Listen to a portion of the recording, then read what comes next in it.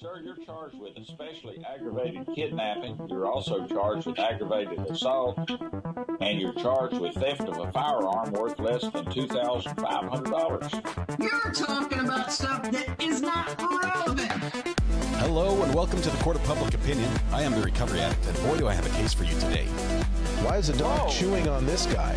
I think they have got the wrong guy there. Got the wrong guy, and the dog was biting him. He roughened him up quite a bit. There's a lawsuit.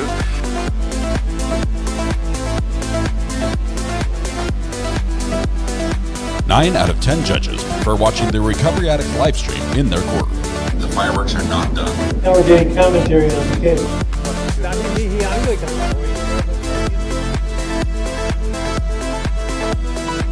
All right, having some audio trouble there, but we'll get through it. Been working on the feed. We do have a feed finally from the Family Feud trial. It's coming. Just wait for it. We'll be here in a minute. I'm going to have to move to right over here. I hope that doesn't throw anybody off. Going to be in the other corner. We'll have your chat over here on this side, right down there. It's going to work great. All right. Yes, the CEO won once again.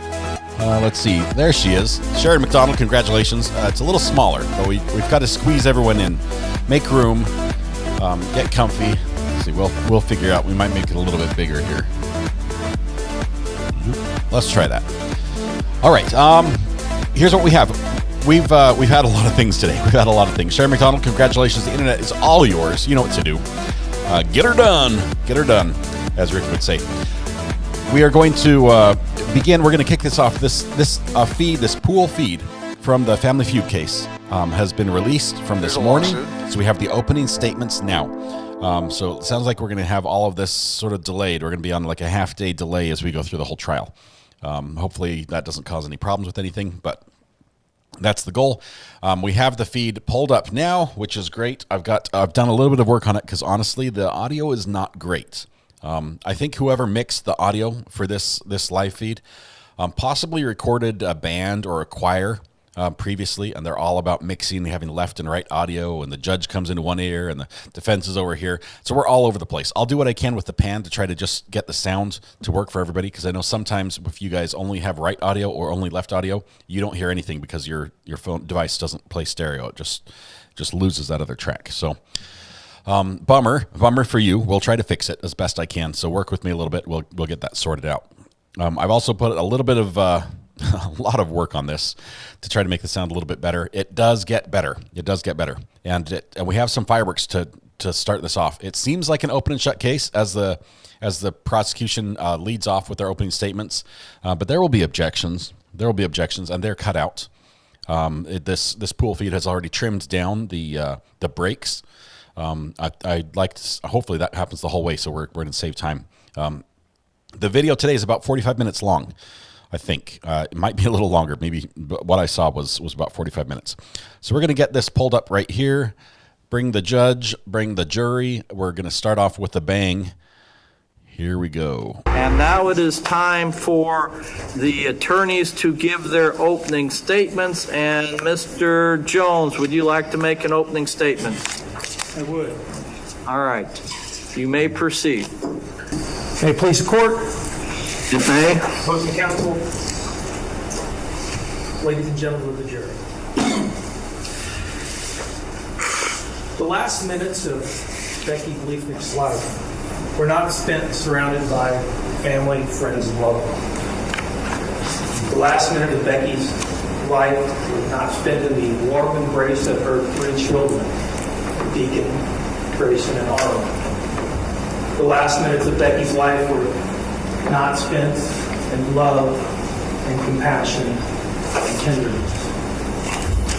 No, the last minutes of Becky's life were spent in fear and pain and terror as she lay on the cold gray tiles of her bathroom floor, slowly bleeding to death. Just a few seconds before that, Becky heard the upstairs bedroom window crash. She didn't know that at that exact moment someone was prying in that window, prying it open with a crowbar. All she knew was that she was home alone. No one else was supposed to be in the house. Her 3 boys were supposed to be at their father's house, less than a mile away. She ran into her bedroom. She slammed her bedroom door shut. She frantically tried to dial a number on her phone. But that bedroom door was forced open. It was broken open. The door frame was broken, and the phone fell out of her hand. The last number that she frantically tried to dial, 91126. The door forced open. She ran away. She ran into her bathroom, and she turned around, and she heard a shot. And she fell to the ground. She fell on her back, and she looked up into the eyes of her murderer. She looked up into eyes that she had looked into before, into eyes that had promised her once, till death do us part. She looked into the eyes of her murderer, her husband, the defendant. And the defendant looked down at Becky, and he pointed a gun at her, and he pulled the trigger. Not once, not twice, not 3 times, but 14 times, riddling her body with bullets. And then he ran away. He fled, leaving Becky lying there on the floor to die away. They say when you confront your death, your life flashes in front of your eyes. We will never know what was going through Becky's mind as she lay there alone, slowly bleeding to death. Her heartbeat slowing, her breath fading, her life and her blood draining away. But what we do know is that this tragic and violent end began on January 21st, 2021, when the defendant, her husband, filed for divorce. The divorce was contentious, to say the least. In fact, at one point, the defendant described it as brutal. They didn't agree on anything. They didn't agree on custody of their children, parenting time. They didn't agree on child support. They didn't agree on how much maintenance, spousal support, the defendant should pay to Becky. They didn't agree on the assets from the marriage. Becky thought the defendant was hiding money. They didn't agree about the defendant's father. Becky didn't want their 3 children to be around the defendant's father unsupervised. And in fact, he hadn't been for 2 years. They didn't agree on that either, though. In a letter sent by the defendant's attorney on January 3rd, 2023, the defendant said he wanted the kids 60% of the time, that he wouldn't pay any child support, that he would only pay $750 a month in maintenance, and that he would get the marital home. The house that Becky and her 3 boys had been living in since the defendant moved out and filed for divorce 2 years prior. Becky had purchased a CZ 75 9mm handgun during the course of the marriage. She wanted that gun back. She told her attorney she wanted that gun back because she was scared. She told her attorney she wanted that gun back for protection. She told her attorney she wanted that gun back for protection from the defendant. They didn't agree about that either. Becky told her family that she was scared of the defendant, scared of what he might do to her. She sent a text to her sister, a text that you will see, a text message from September 4th, 2021, 18 months before she was murdered. That text message said the following: if something ever happens to me, please make sure that the #1 person of interest is Tim, as bad as he would do something to me. I'm putting this in writing that I'm fearful he will somehow harm me, come after me, or will try to do something to me that takes me away from the kids, or the kids away from me. He's already lied multiple times to paint himself as a victim and me as the perpetrator, when it is absolutely the other way around. No, I have not sent this to Mom or Dad because I don't want them to be out of their mind with worry. In May of 2021, she told another friend that the only way the defendant had to make sure that their 3 boys chose him over her was to eliminate her as a choice. You'll hear from other friends who will tell you that Becky said the same thing or similar things to them, that she told them that if anything ever happened to her, it was the defendant that did it, that the defendant told her she wasn't going to get away with his money, and that the defendant told her he was tired of playing her stupid little games.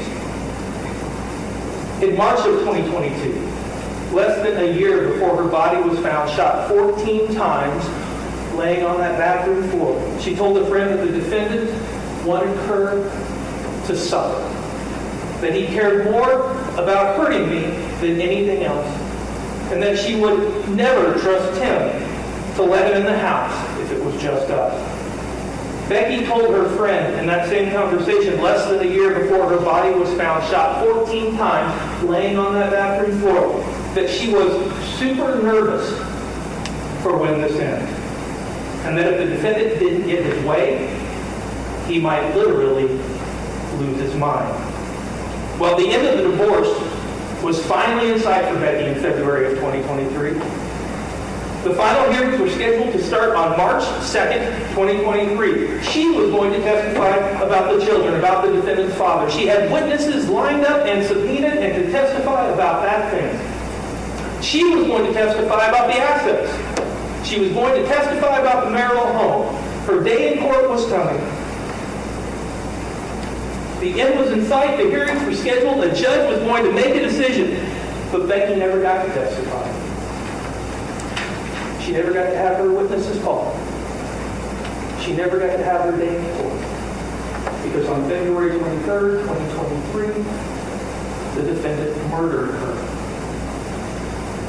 Now, we'll never know exactly what was going through the defendant's mind after he fired those 14 bullets into Becky's body as she lay on that floor. We'll never know what was going through his mind as he ran away from the scene.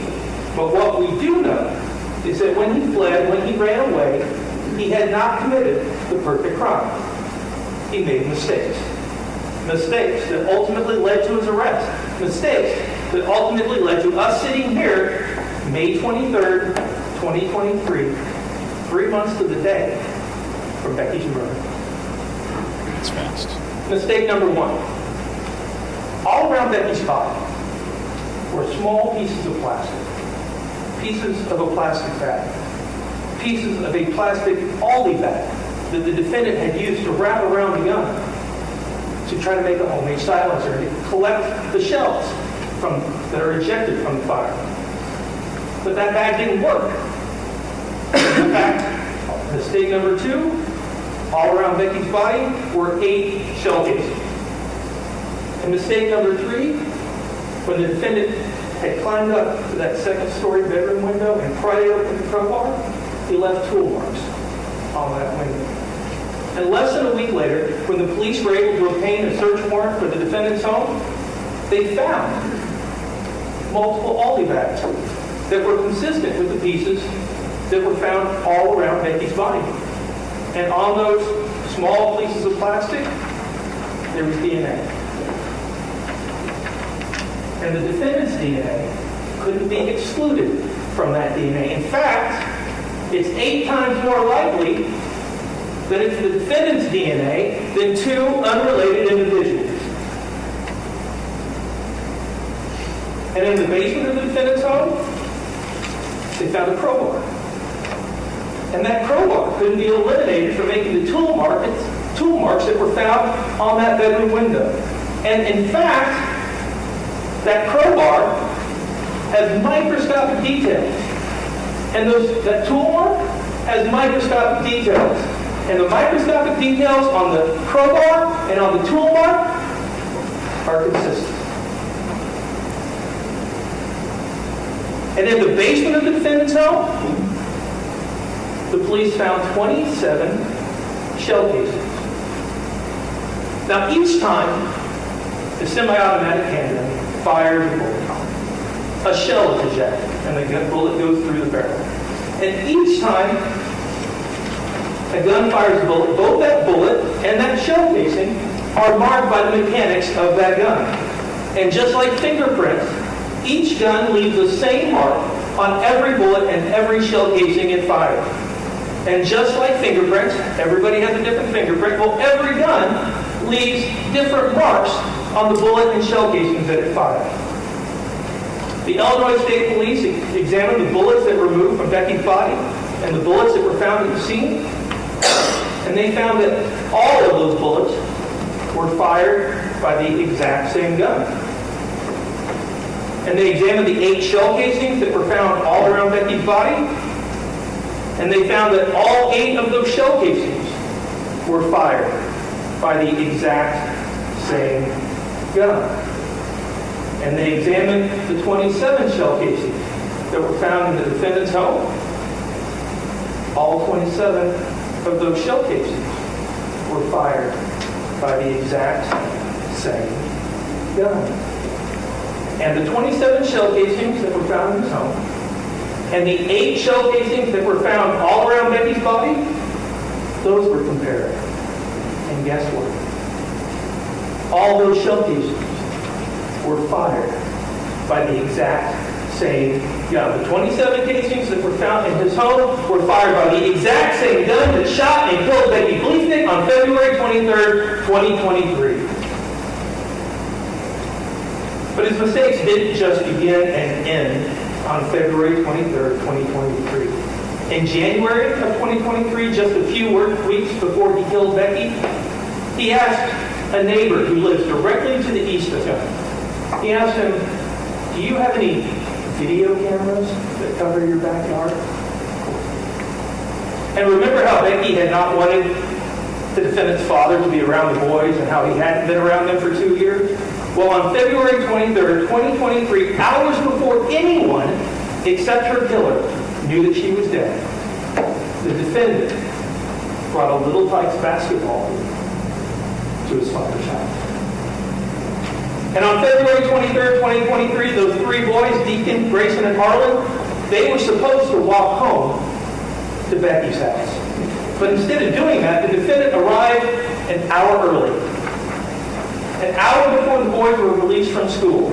An hour early to pick them up and make sure that he took them home and that they didn't walk home. These mistakes didn't end there either. The police collected and analyzed the defendant's computer, his phone, and his Whoop Fitness armband. He had a Whoop Fitness armband that he wore. And when the police searched the defendant's phone, they found things that he had searched for on the internet. And while we don't know the exact dates and times of these searches, we do know that the defendant's phone shows searches for the following. How to open my door. Your Honor, may we approach? You may. And just like that, we have our first break. Sidebar. Jury's going to be excused here. And this editing is done by the pool feed, I believe. Judge, like, why did you stop in the middle of that story? Okay, wait. Right. Jury, you're out of here. Microphone, Judge, Your Honor. We are going to have argument outside the presence of the jury. If I could have the court reporter, counsel, and the defendant all rise. And they do the argument, and the judge comes back and sits down, and guess what? We just time warped ahead, so here we go. Right. Defendant's motion was denied. Mr. Jones, you may proceed. Thank you, Your Honor. The police searched the defendant's phone. They found that he'd searched for things on the internet. We don't know the dates of these searches, but we do know that his phone shows searches for the following. How to open my door with a crowbar. Can I force open my door with a crowbar if I lock myself out? How to make a homemade pistol silencer. Average Quincy, Illinois Police Department response time. How can I check if a gun is registered to me? Does my Whoop record the exact times I wear it? how to clean gunpowder off your hands. From that same phone, we know the defendant was on a website about how to open a window from the outside, and another website about how to use a crowbar to open a door. And when the police investigated the days and weeks before Becky's murder, they learned that neighbors were worried about a prowler, and the defense may try to suggest that this crime was committed by a random prowler who somehow obtained and used a gun to kill Becky, which naturally sheltered into the defendant's basement. But the police investigated this random prowler theory, and guess what they found out? That random prowler sits before you today.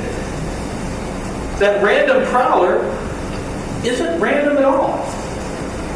That random prowler is the defendant. Now we know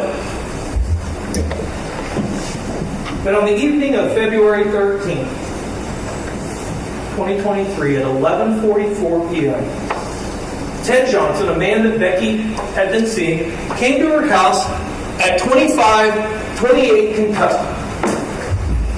2528 Kentucky Road, and he spent the night. He parked his truck in Becky's driveway on the south side of her house. He was there, and his truck was parked there from just before midnight on the 13th until 5:30 or 6 a.m. on February 14th, 2023. And we know that on that date and at that time, Ted's truck, the man she was seeing, had a Missouri license plate of 8DC J55 and a specific 16-digit vehicle identification number.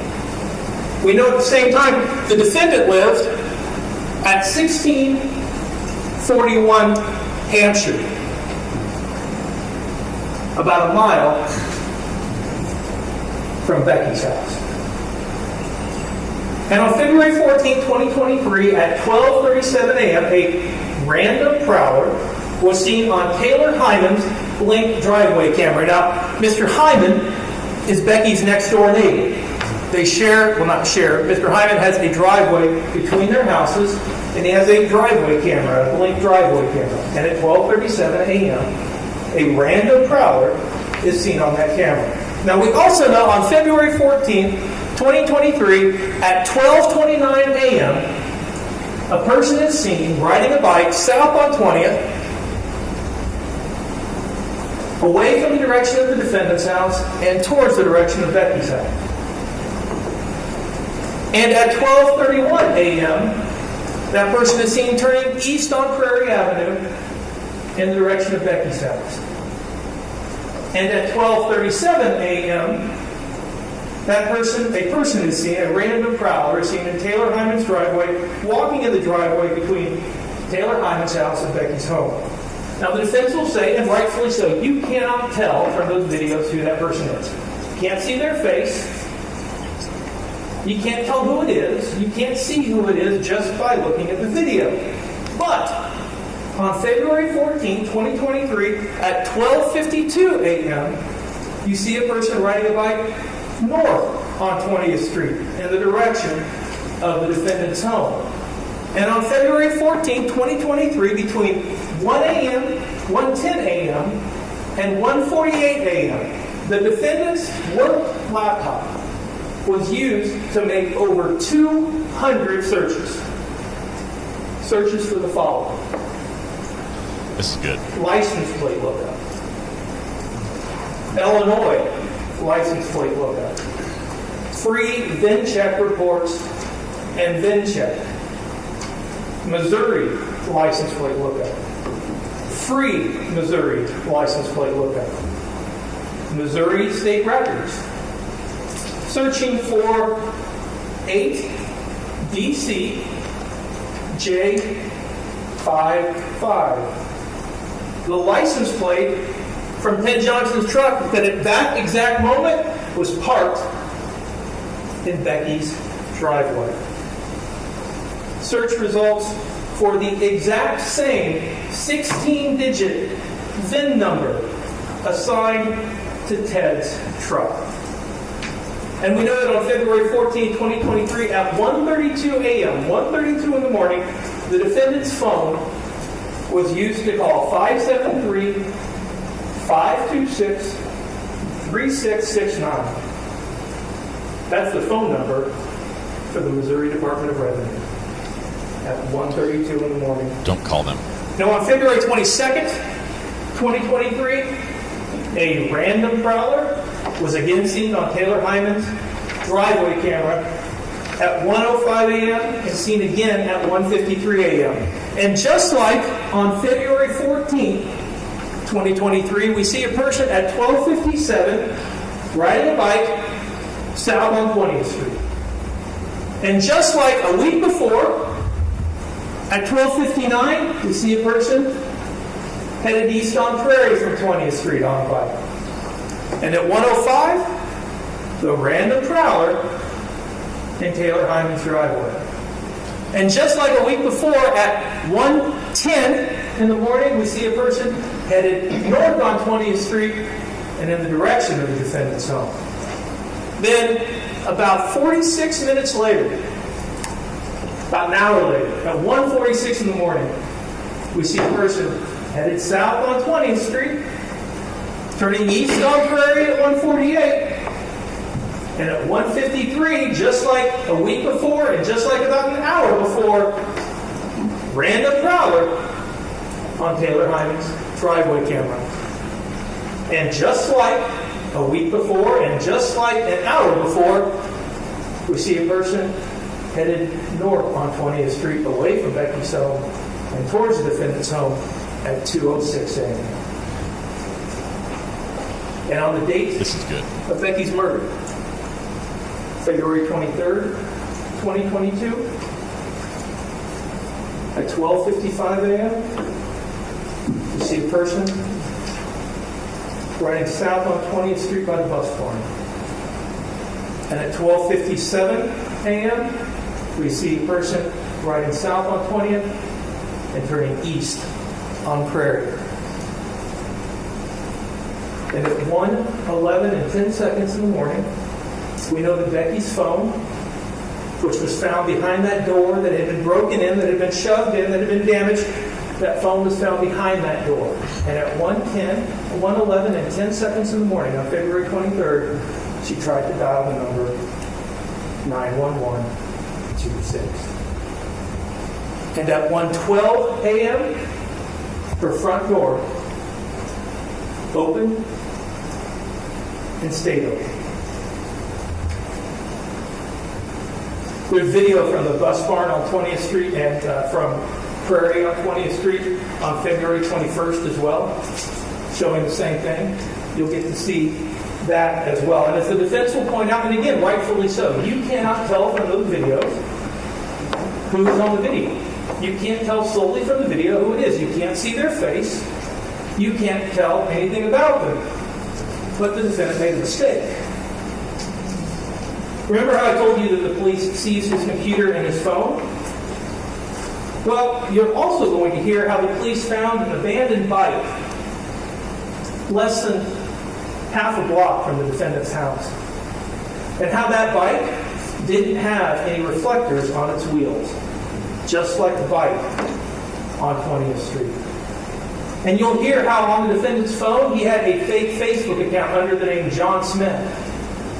And you'll hear how John Smith was looking at a blue bike with no reflectors on the wheel to purchase on Facebook.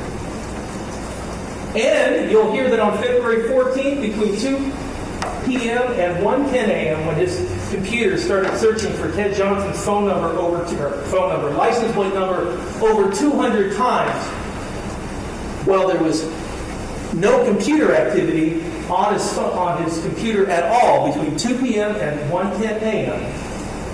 And his phone wasn't being used.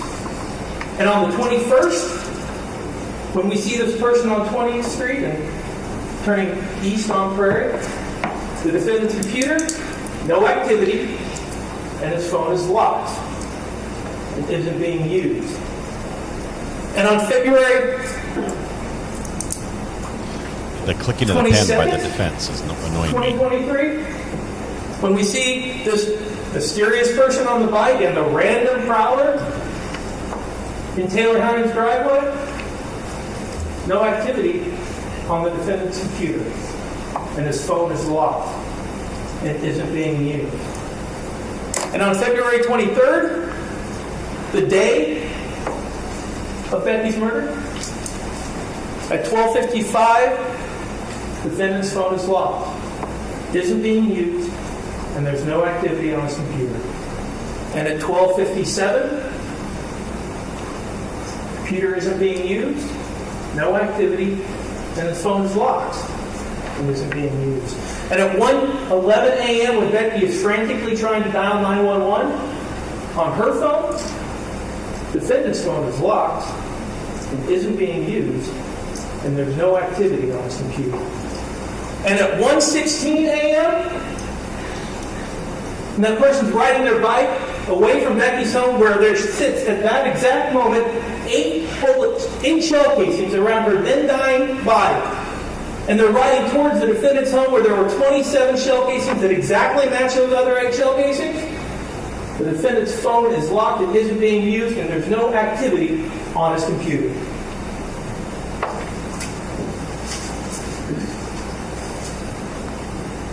But beside the Aldi bag pieces with the defendant's DNA, the crowbar, the shell casing, the computer searches, the internet history, the video, the computer, and the phone activity, the defendant made one final mistake. You remember the defendant's computer was used to search for information about the Whoop fitness band, how he searched if it records when he wasn't wearing it or if it caught up. Well, the police seized that fitness armband. They seized it from his wrist, and they got a search warrant for it. And guess what they found? They received nearly 1.5 million entries from that Whoop armband. The defendant's Whoop armband recorded every second of every day from February 2nd, 2023 to February 28th, 2023. 1.5 million data points, 1.5 seconds, 1.5 entries, 1.5 million entries. Every second of every day. Almost. Because when they searched, guess when they found out it wasn't recording. 1.5 million entries every second of every day. But it wasn't recording on February 14th, 2023, between midnight and 1:10 a.m. And on February 21st, 2023, when we see that person on the bike, it's not recording then either. And on February 22nd, it doesn't record from 12:42 a.m. to 1:16 a.m. And on February 22nd, it doesn't record again from 1:39 a.m. to 2:19 a.m.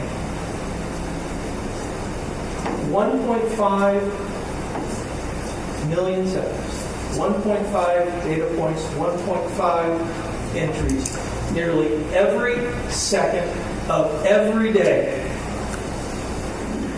except for February 23rd, 2023. Mr. Jones, I'm going to stop you just for a second. Counsel, come up here. The judge is mad about the clicking of the pen. Every time there's noise from the clicking and talking.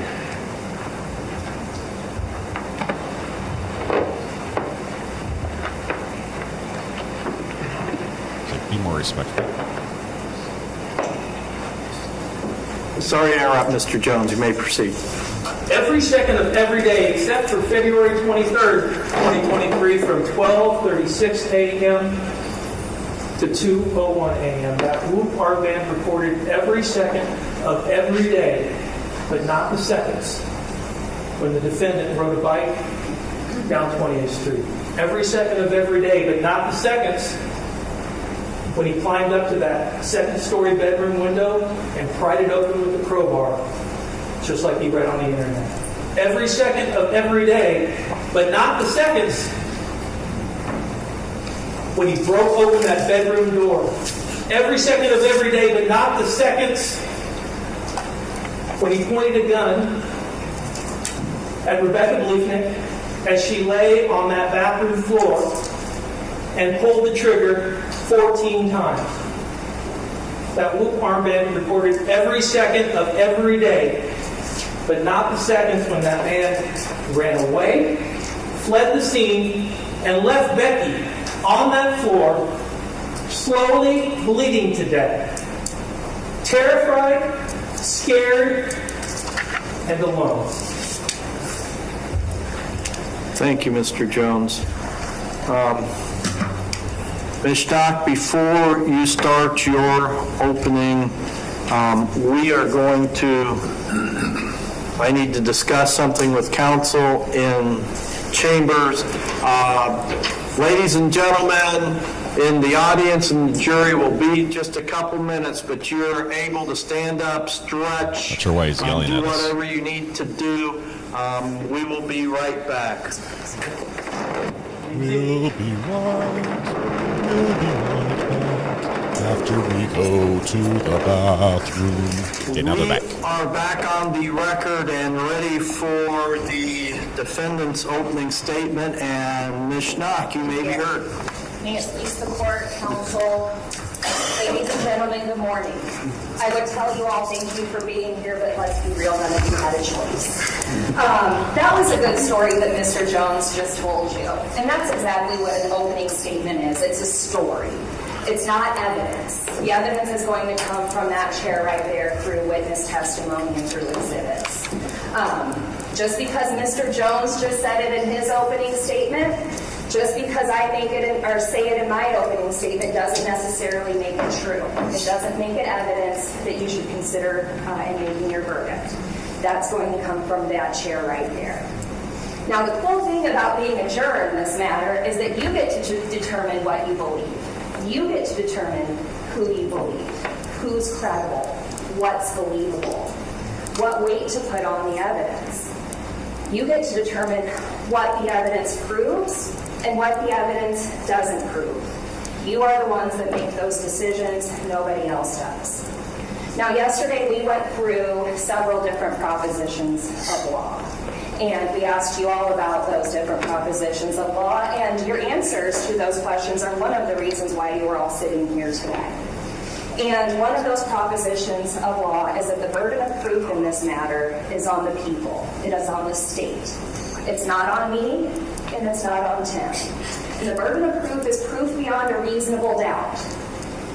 Reasonable doubt is not based on speculation. It's not based on conjecture. It's not based on Conjecture. It's not based on getting divorced. It's not based on having bad feelings towards your spouse. It's not based on inconclusive lab results. That's not reasonable doubt. And this case is dripping with reasonable doubt. And I want to talk to you all about that right now. It's dripping. The state's theory in this matter is that Tim left his 5-year-old, his 10-year-old, and his 12-year-old home alone in the middle of the night. He rode a bike from 16th in Hampshire to 24th in Kentucky Road. He shimmied up the side of his house and broke in using his crowbar. He walked in through the window, left a footprint on the floor, kicked down Becky's door and shot her 14 times, and then rode that bike back home. That's essentially what the state is wanting you to believe happened in this matter. But let's talk a little bit more about what the evidence actually is and what it shows and what it will not show. I want to talk about the bike. The bike was found somewhere around 18th Street abandoned. The state believes that that was the bike that was used in the commission of this crime. They believed in it so much that they took the handlebars off of that bike and they sent it to the Illinois State Crime Lab. And the reason that they did that was so that they could try to find DNA, fingerprints, something to link that bike to Tim. you will hear from the lab experts that did the testing on that bike, and you will not hear any evidence that there's any trace of his DNA or his fingerprints on that bike. You will also hear and you will see a lot of surveillance video. And you will hear about the lengths that Quincy Police Department went to find viable, useful surveillance video in this matter in hopes that they could find the perpetrator of this crime somewhere between his house and her house. Now, they did find some video of somebody going somewhere, but that's all the video shows. You don't know if this is a man or a woman. You don't know if they're young or they're old. We don't know what race they are. We don't know how tall they are. We don't know how much they weigh. We don't know what colors they were wearing. We don't know where they were coming from. We don't know where we were going. Heck, we don't even know if this is the same person on each of these videos that you are going to see. The person on these videos is not identifiable by any characteristics whatsoever. And what I assert to you is that in order for you to believe beyond a reasonable doubt that Tim killed his wife, as the state has said, then you are going to have to be convinced beyond a reasonable doubt that that is Tim on that bike. Now, you are the ones that are going to ultimately make that decision. But what I am telling you right now, what the state told you in their opening statement, and they've admitted it, you cannot tell who was on that bike, let alone with any degree of certainty say that it was Tim. Shimmied up the side of the house, used a crowbar to open the window. Now, during the course of the investigation, Quincy Police Department took a multi-tool and a crowbar from Tim's possession. I'll give them that. He did have that. I think during one of the searches, he actually told the police where the multi-tool was. But they were so certain that this crowbar was used in the commission of the crime, and so certain that this multi-tool was used in the commission of the crime, that they sent it to the crime lab for further testing to try to identify the tool marks and match the tool to the marks, because arguably the tool that left the marks is the tool that was used to open the window. They tested the multi-tool. The multi-tool was excluded completely being used in the commission of this crime. They tested the crowbar. The crowbar is inconclusive, folks. They cannot say with any reasonable degree of certainty or scientific certainty that that crowbar opened that window. If that isn't enough reasonable doubt for you, I'll keep going. The state's further theory is that the perpetrator of this crime broke open the window, stepped down onto a side table, and then left a footprint on the carpet. They were so certain about this footprint that they cut it out of the carpet and they sent it to the crime lab.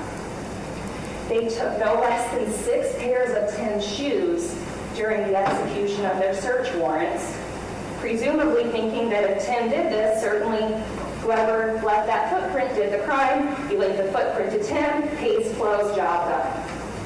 Well, you will hear about the testing that was done on that footprint, and you will hear that none of the shoes that were taken from Tim or anybody else in this matter can be linked to making that footprint. So we cannot say, the state cannot say, the crime lab cannot say with any reasonable degree of certainty that that footprint was made by Tim or any of Tim's shoes. Now, I suspect that you will also hear about one other individual who QPD took a picture of his shoe. I don't expect that you will hear any evidence that that person's shoe was ever analyzed. But that's for another day. Mr. Jones also talked about the Aldi bags that were found at the crime scene. Now, during the course of the investigation, nearly 800 tons of garbage was gone through. Ponds were searched. Waste lagoons were searched. Trailer parks were searched. Wooded areas were searched. Nothing was found that could link those Aldi bags to Tim. They were so certain that those pieces of plastic were so important that they also sent those pieces of plastic to the state crime lab, and they cannot match the pieces of plastic that were found at the crime crime scene to all the bags that were found at Tim's house. Again, reasonable doubt. It may not seem like a big deal if you look at it on its own, but if you look at the big picture here, folks, the evidence will not show proof beyond a reasonable doubt that Tim committed this crime. They have a great theory. I'll give that to them. The theory is great, the motive is there. I mean, they didn't really look at anybody else in this matter because the motive was so abundant, I guess, in their mind. But one thing we went over yesterday that you all agreed with is that motive is not something that they have to prove to you. Motive is not the element of the offense, and motive is not something that you will be asked to consider in your jury deliberations, because those are going to be outlined to you in the instructions that will be given at the close of this case, and those will be given to you by the judge. And we talked a little bit about those instructions yesterday because they're important. And all of you promised that you would follow the law. Not only did you promise that you would follow the law, but you promised to follow the law even if you didn't like it, even if you didn't agree with it. And that's all that we ask you, is that you follow the law in this matter. And I'm convinced if you listen to all of the evidence in its entirety, you will also be convinced that there's proof, that there is no proof beyond a reasonable doubt here.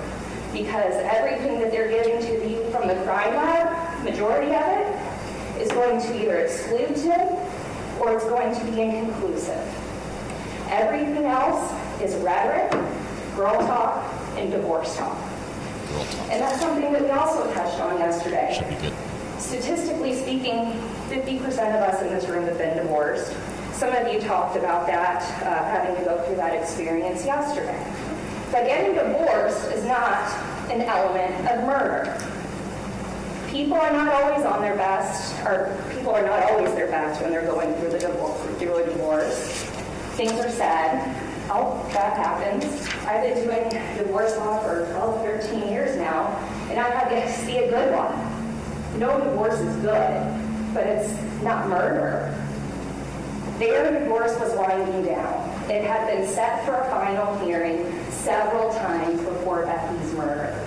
There was no reason that Tim had to do this. It was winding down for both of them. And you can say what you want about a divorce. They can be messy, they can be ugly. But at the end of the day, it's not anything that you are going to be asked to consider in the jury instructions that will be given to you at the end of this case. There is some procedure, and there is a method to the madness if you guys haven't figured that out yet. Because the state has a burden of proof in this matter, they will get to put on their evidence first and call their witnesses first. But just because they're calling the witness doesn't mean that they don't have information that is helpful to our defense, to Tim's case. That doesn't mean that just because the state calls them doesn't mean that they can't provide to you proof that he is not guilty, that he did not do this. So when you're listening to these witnesses and you're looking at the evidence on that screen, ask yourselves, what does this really prove? All of us had to go through metal detectors when we walked into this building today. And one thing that you are not asked to check at the door is your common sense. So what I ask you before we get into this is listen to the evidence, ask yourself, what does it prove, and utilize your common sense. Thank you. Muddy River News, our home. We're not going to show Muddy River News. They're the ones who are giving us the feed. Yay. All right, so that was it. We're done. We're done with the morning. This was it. Sorry, we need to stop the feed before it starts going on to other things.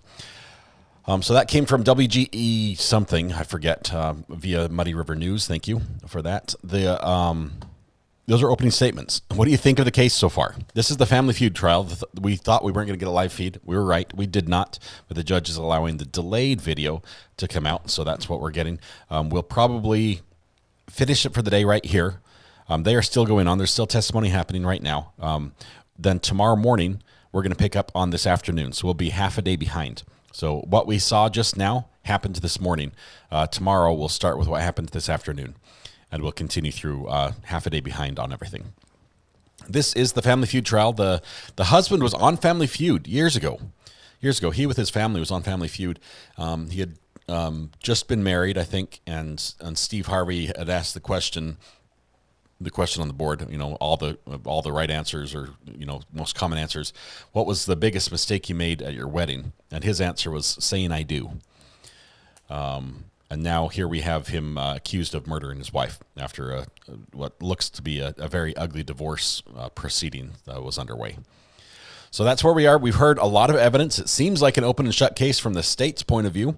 They want to say that everything matches up nicely, the pieces fit perfectly, and there's no holes. Defense, interesting body language on the defense. If you watch the arms folded, saying don't pay attention to what you hear. Wait till you hear it from the stand. Maybe they'll be able to eliminate some of the testimony from the stand or get them to impeach themselves or something. We'll see what comes in as far as evidence goes. We're slated for about a week of trial. About a week, and so we'll have that. We'll be following this over the next week. I see a bunch of you popped back over from Brandy's channel as there were some big happenings over there on the Merritt case. I can't wait to hear what happened there. That's really cool. I believe he testified in his own defense. I saw just a snippet of that, but I haven't followed enough to know how that went down. Carol, thank you. It was good to finally have the feed up. Glad to see it's available. Thank you. Let's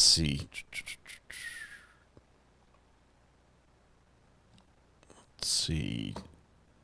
Just wrapped up watching Brandy. Awesome. She's just finishing up, I think, the live stream. Are they in verdict watch yet? On the Merritt case? Have they arrested yet?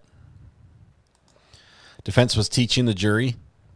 Yeah, and it was funny. You guys were pointing out that if the state had not tested these things, these items, the items of evidence, the handlebars on the bike, the footprint on the floor, all these different items, the crowbar, the multi-tool. If they had not tested it, they'd be saying, "Hey, why wouldn't you test all the evidence to see what it is?" Here they tested it, and they're saying, you didn't find anything. Why did you test this? Anyway, he was horrible on the stand. No way he can be believed, says Boston Girl. No more jokes, says Goodman Law Firm. The jokes are done. You had to read them fast. Closings are tomorrow in that case. Awesome. That'll be cool. Closing statements tomorrow. What is happening with Nanny Apple? Where's Nanny Apple? I saw her laughing. That's all I saw. That's it. Mrs. Plum in the conservatory with the revolver. This is what I'll say. There are a couple things that stood out to me as I listened to that. First of all, the Aldi bag silencer. I'm not sure what website he Googled and what led him down the path where he thought that he could wrap a plastic shopping bag around his gun and make a silencer. Not very effective. Not the most effective method of doing that.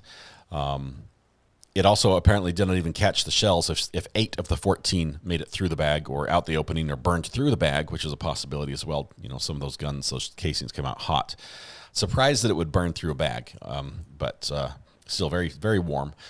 Either way, there were holes all over because he was shooting through the bag apparently as well. Left those. It sounds like that's going to be like a smoking gun for the state, quite literally, as they do the firearm tool mark analysis, and that obviously has its doubters as far as that as a scientific process and procedure that can be trusted. People don't believe that. Anyway, so we've got the Aldi bag silencer. The defendant apparently went to the Letitia Stout School of Internet Searching. Because he did hundreds of searches online that seemed to be quite incriminating, seemed to be maybe different a little bit than what you or I might search on the regular basis, especially considering how closely they matched up with events that occurred during the case shortly thereafter. So that's not looking good for the defendant there. We'll see how that spells out. The license plate, the bike trips, we're going to see all those videos. It's almost like we got the timeline at the beginning of this trial, with all the timestamps and the arrows, which were just a little funny on the Google map. Apparently, the defendant, I have not seen him yet, but I imagine his legs are like ripped because he just trucks around on that old bike all the time, back and forth across town. So I'm imagining he's like, every day is leg day for him. So no problem shimmying up that pipe just with his legs at the house. So good stuff. That's where we're at here. Let's see where we have anything else.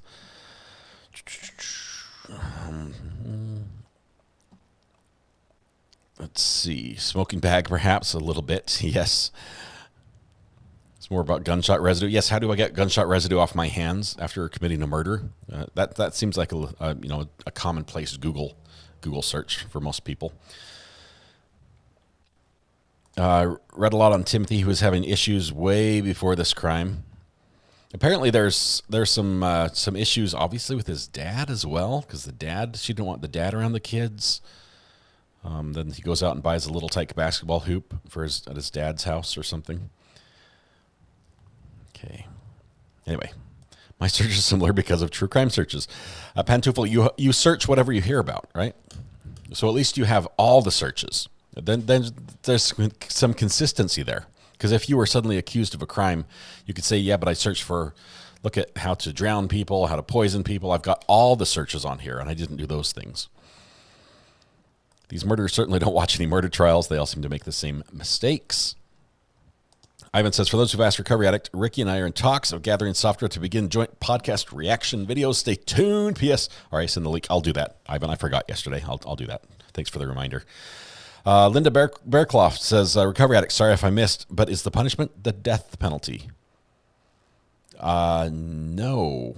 I don't think. I think it's... what's the punishment on this one? Is it 40 to life?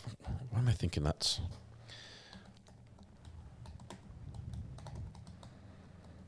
Let me check. Let's see. 22 years ago, Illinois did away with the death penalty. So no death penalty. So the worst is probably going to be life in prison without parole.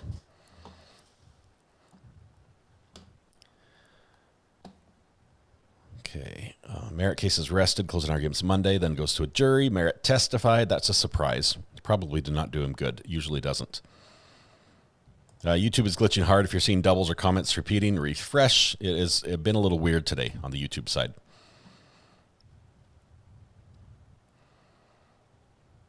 This judge is fun to watch anyhow.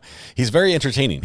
I don't know what he's seeing in the air. I'm not accusing him of using any sort of hallucinogenic type drugs, but he's very entertained with something we can't see that's all over the place. And he responds almost as a cat would to stimuli. He has sounds, he turns, it catches his attention, whatever it is. Search RA made me do it. YouTube, go home, you're drunk. Yes. The long hair is the most recent picture. Yes, that's in the thumbnail for this live stream. I think it's actually right here. Let's see. Nope, that's my pizza with pickles. It's also a good picture, but not the one I was looking for. Does that not look tasty? Yeah, it probably doesn't, but it was not bad. Anyway, there's a thumbnail we have of the long hair. Let's see. I think I've got it right here. Nope, it disappeared. It's a goner. Okay, we had the picture, the thumbnail that was available. Yeah, divorce, not murder. Come on, people. It seems like the state's saying that that it wasn't enough just to get away. He needed to make her suffer. That was his goal. This feels weird to be Greg and sending out green vibes. Carrie B, I'm sure we'll get you in green here soon. No worries. Good to have you here. Let's see. I went out and came back in. That seemed to fix the glitchy chat. Don't see any affecting factors that would apply to a death penalty. Yeah, I don't think and I don't think Illinois has it. That's what I read. So, no aggravating factors. I've been saying no on the pizza. No on the pizza. The cross lawyer had Camilla vibes. I think it's going to be spicy. I think already just the tone of the objections is good. I'm hoping we get to hear at least a quick blurb about the objections because the rest of it's cut out. But I had to do a ton of work on the audio in here to make it listenable. I do apologize. It is awful from this courtroom. So we'll see what we can get. Okay, I think we're good. Merritt has storytelling abilities similar to LS. Oh, does he just go off making up stuff? Dill pickles are good on pizza. I have to try dill. I did the spicy maple bourbon. thick cut, and it was very interesting. I enjoyed it, but I probably will try a different variant, or maybe not have just them. It was a lot of pickle for the pizza. Karen, thank you very much for being here. I appreciate you being here in chat and making it fun for the rest of us as we have this discussion in chat. Whoop is a trap and a spy, so why exercise when wear it? Yeah, the Whoop told on him. I think we've seen that as well, where the accused, the defendant, says, "Oh, I have this electronic device I normally wear, and it will tell on me, so I'm going to take it off just for the time that I'm doing something bad. Then no one will know." But we know, and that's what the state said. We know what happened, because every time you did something bad, guess what was not turned on? Your electronic device, and that's the only time you turn it off. So make it, turn it off lots, and then only commit the crime when you normally have it turned off. I'm not saying to do that, but that would be the smarter thing to do if you were in the market for committing crimes. Merritt went to Letitia's school of lying. It's that bad. 40 to Life sounds like a TV show. Yeah, he's been there before. All right. I think we're done. Any idea why the judge is putting the sessions on delay? No, I'm not a big fan of it. It's possible the way that they're filming it, the way they've got it set up, he wants it on delay just in case something gets shown that shouldn't be. So he can rule that it gets cut out. That's the only benefit I see. But we'll work with what we've got. At least we have the video. It looks like it's entertaining as far as the different players that are involved. They seem to be a little bit of characters, one way or another. Is there device orientation involved in this trial? No, you should not have to throw your phone at all, Rudy, to follow along.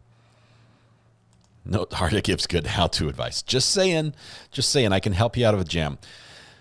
Brandy's the best. I've got Brandy on my phone, RI on tablet, switching on TV back and forth. If I had more arms, I could use more devices, but my brain would pop. Tangled Crochet. You know what you need?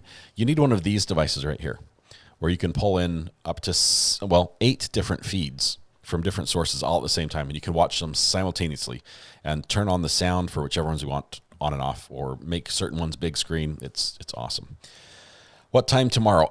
Jill, here's what I don't know. I don't know exactly the schedule on when they're going to release this. So until we get into sort of the flow of the trial for the video, I'm going to assume that we're going to start about a 9:30 start time tomorrow and hope that the afternoon feed becomes available and we can watch that tomorrow morning.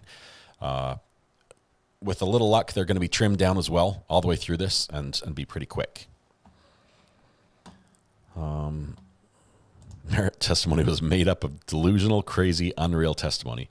That should be good. We'll have to watch that on the replay. They need time to ruin the audio. Seriously, they could do so much better. Red Pen says, I was supposed to wish you a good day, sir, from Richard. Awesome. Thank you, Red Pen. I appreciate that. Passing it on from on a globe. Thank you. All right. Day's over. We can go home now. You guys have been fantastic. It's been a long day. It was. I'm mentally exhausted. Honestly, the interview with Solomon today, the stress of those interviews is hard for me, but I loved it at the same time. Did I ever eat? No, there was no food. I didn't have time. You know what I did on the break, other than work on the audio here? As soon as it came out, I worked on the audio until we went live.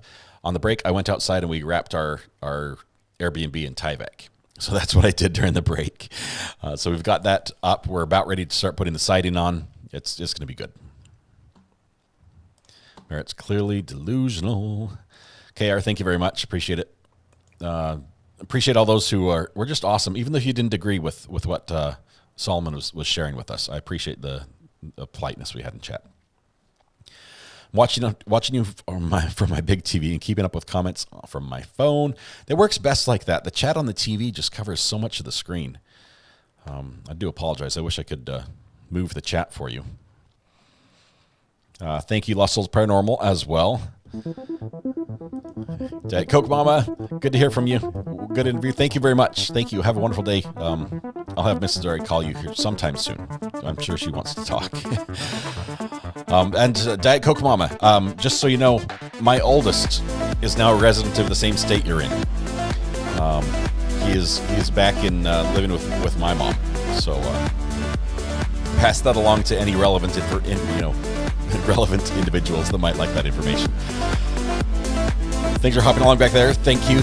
Okay, we're going to go ahead and close. Tonight when you go home, please hug the people you love. Smile at someone to make their day just a little bit better. And stay safe till we go live again tomorrow morning, 9:30 a.m. We're going to pick up with the afternoon session from the Bliefnick. I can never say this guy's name. It's like the E sound, not the I, right? So Timothy Bliefnick. Okay, that's how we're going to go with it. Timothy Bliefnick trial. So he's accused of killing his wife, who he was estranged from. So we'll pick up with that tomorrow. Thank you all. It's been a wonderful day. We'll see you in the morning. Have a good one.